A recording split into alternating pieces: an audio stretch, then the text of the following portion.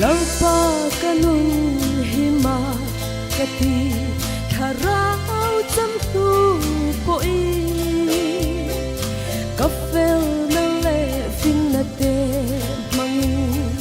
kong tin rengin ro pui katum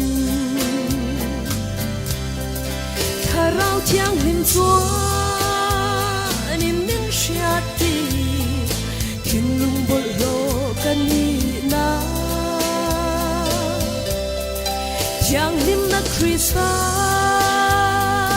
nun ngay chu kanun na ni ti min shati That siat na ten sala min chua ka rem ruat na zo mangi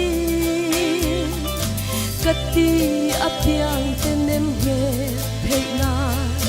Bible chang ka zong vel chi tharau chiang lim chua min min shati tin lung bol lo kani na chiang lim na Krista nun ngay chu kanun na ni ti min shati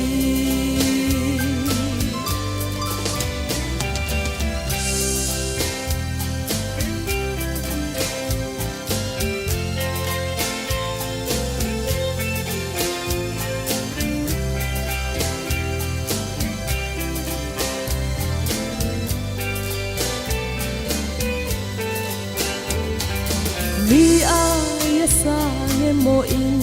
ti in cheve to a in ngai ma son na tu rom to lo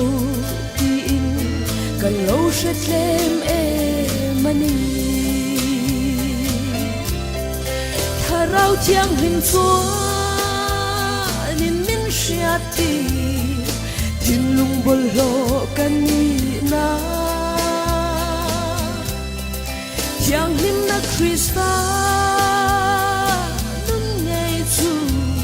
kanun na ni ti min shati Afakran al panlasok